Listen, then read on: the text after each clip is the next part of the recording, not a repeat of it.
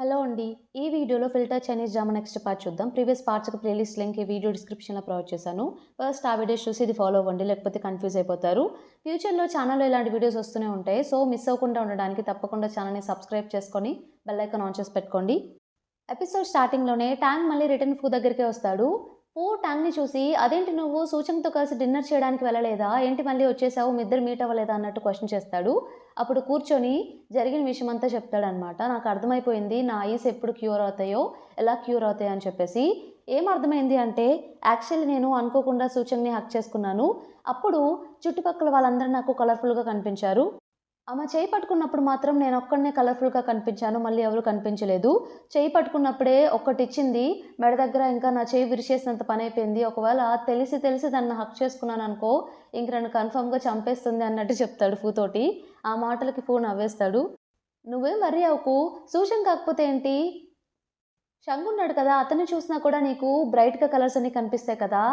ఎలా అయినా సరే అతను ఇంకా నువ్వు మీట్ అయ్యేలా నేను చూస్తాను చూడు" అని చెప్పి ప్లాన్ చేసి ఎలా ప్లాన్ చేస్తాడంటే, ఫస్ట్ వాంగ్‌కి కాల్ చేస్తాడనమాట. కాల్ చేసి వాళ్ళ ప్రపోజల్‌కి కావాలని చెప్పి ఫూనే ఒక ఐడియా ఇస్తాడు. నెక్స్ట్ డే మీటింగ్ రూమ్‌లో ఫూ ఇచ్చిన ఐడియాతోనే వాళ్ళొక ప్రపోజల్ ప్రిపేర్ చేస్తారు. సూచంగే దాన్ని ప్రెజెంట్ చేస్తూ ఉంటుంది. సో, వాళ్ళెలా ప్లాన్ చేస్తారంటే, ఓల్డ్ ట్రెడిషన్ ఉంటుంది కదా! చైనీస్ ఎలా ఉంటారంటే వాళ్ళ డ్రెసెస్ అయినా సరే, చుట్టుపక్కల హౌసెస్ అయినా సరే, ఇవన్నీ ఎలా ఉంటాయో, అలా ఒక సెటప్ చేసి మనందరం అలానే డ్రెస్ చేసుకొని, సో, మన మేకప్ ప్రొడక్ట్స్‌ని అక్కడే ఒక ప్రమోషన్ ఈవెంట్‌గా చేద్దాము అన్నట్టు సూచనకి ఒక ప్రపోజల్ తీసుకొస్తుంది. సో, ఆ ప వాళ్ళ అది కంప్లీట్ అవ్వడానికి వాళ్ళకొక కార్టూనిస్ట్ కూడా కావాలి బొమ్మలు ఇవన్నీ గీయడానికి. అందుకే సూచంగ్ తన ఫ్రెండ్ అయిన లిన్‌నే రికమెండ్ చేస్తుంది. దానికి క్యుయాన్ కూడా వెంటనే ఓకే అంటాడనమాట. ఫోన్‌ని చూసి, "ఇది నీ ఐడియానా ఏంటి?" అంటే, "జస్ట్ నేను ఐడియా ఇచ్చాను. ప్రిపేర్ చేసిందంతా వాళ్ళే" అన్నట్టు చెప్తాడు. ఇప్పుడు ఆ ప్రమోషన్ ఈవెంట్‌కి లిన్‌తో పాటు వాళ్ళొక కాంట్రాక్ట్ ప్రిపేర్ చేస్తారనమాట. తనని కార్టూనిస్ట్‌గా ఆ ప్రమోషన్ అయ్యే వరకు వాళ్ళు ఒక కాంట్రాక్ట్ చేసుకుంటారు. లిన్ పనిచేసే కంపెనీ వాళ్ళతోటి. లిన్ వచ్చేసి ఆ కాంట్రాక్ట్ సైన్ చేయడానికి కంపెనీకొస్తుంది.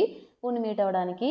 పూ రాగానే ఆ పేపర్స్ అన్నీ చూసి ఆ కాంట్రాక్ట్ ఇస్తాడనమాట. చదువుకొని సైన్ చేయని చెప్పేసి. లిన్ ఏమో "ఏం చదువుకోవాల్సిన అవసరం లేదు. నేను డైరెక్ట్‌గా సైన్ చేస్తాను" అన్నట్టు చెప్తుంది. పూ అయినా కూడా "లేదు లేదు.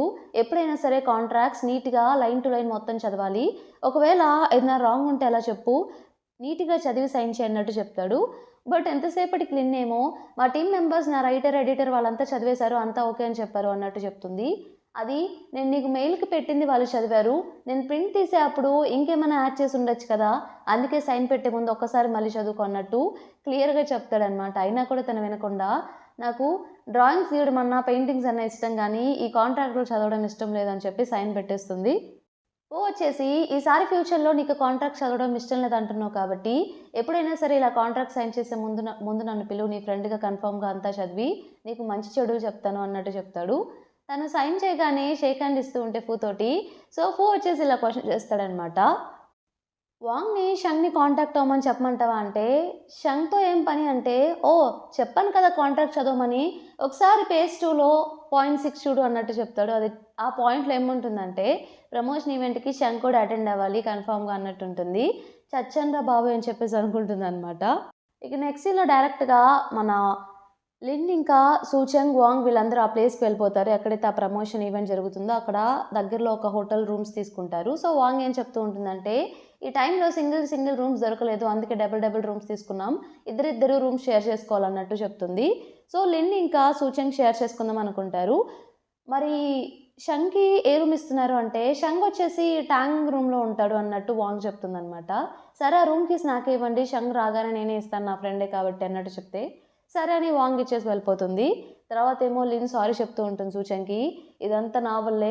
కాంట్రాక్ట్ సరిగ్గా చదివుండాల్సింది. నేనే నిన్ను మళ్ళీ ఈ స్టేజ్‌కి తీసుకొచ్చాను" అన్నట్టు చెప్తే సూచంగ్ "పర్లేదులే ఇది నాకు మెయిన్ ఈవెంట్. ఫస్ట్ ఈవెంట్ నాకు అప్పచెప్పింది. నేనే ప్రపోజల్ కూడా చేశాను.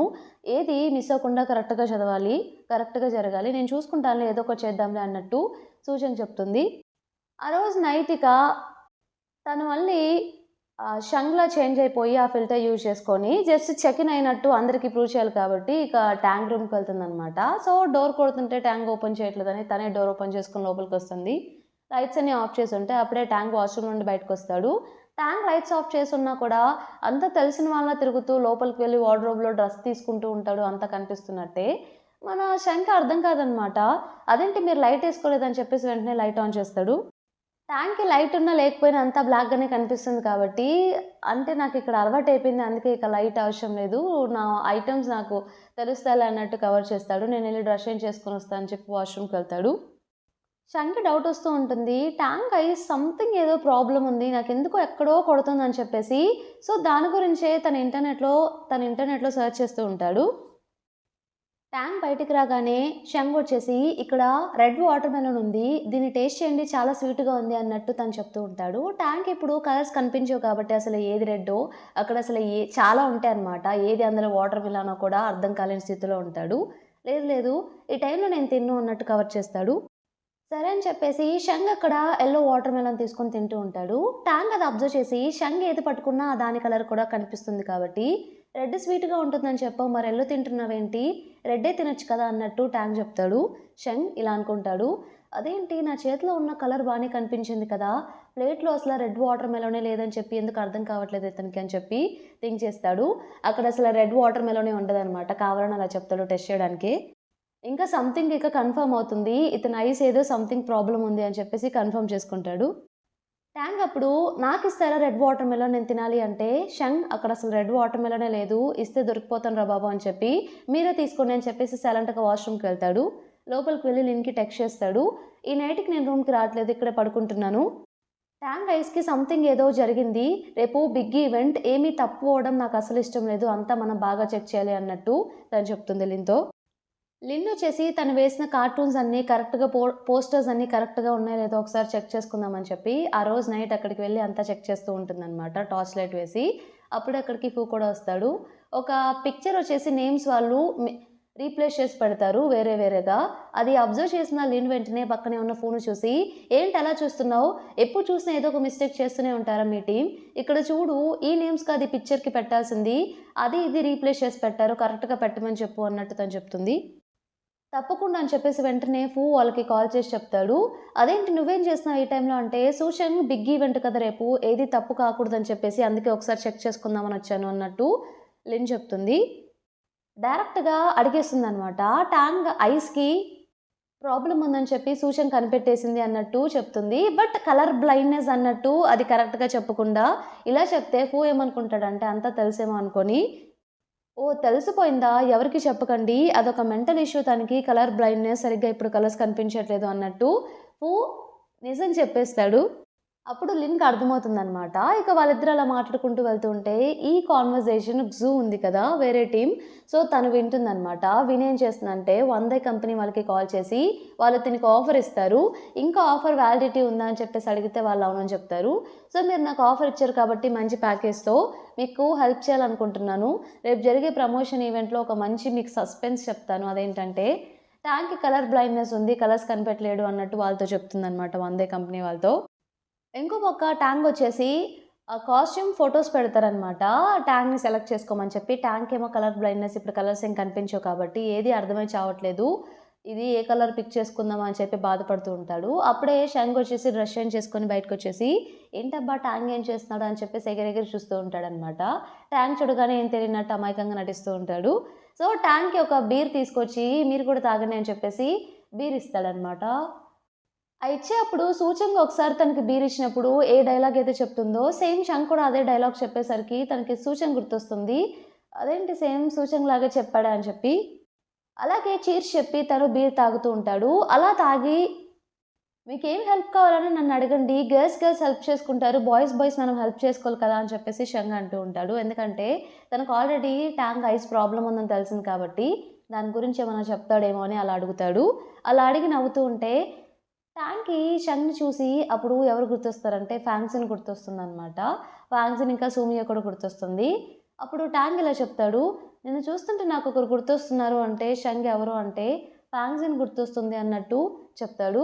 అంటే మేమిద్దరం లవర్స్ కదా! సో, కొంచెం సిమిలారిటీస్ కలిసాయి. అందుకే మీకలా అనిపిస్తుందేమో అని చెప్పి, అమ్మో! దొరికిపోయేలా ఉన్నానే అని చెప్పి సైలెంట్‌గా వెళ్ళి షంగ్ పడుకొని నిద్రపోతాడు.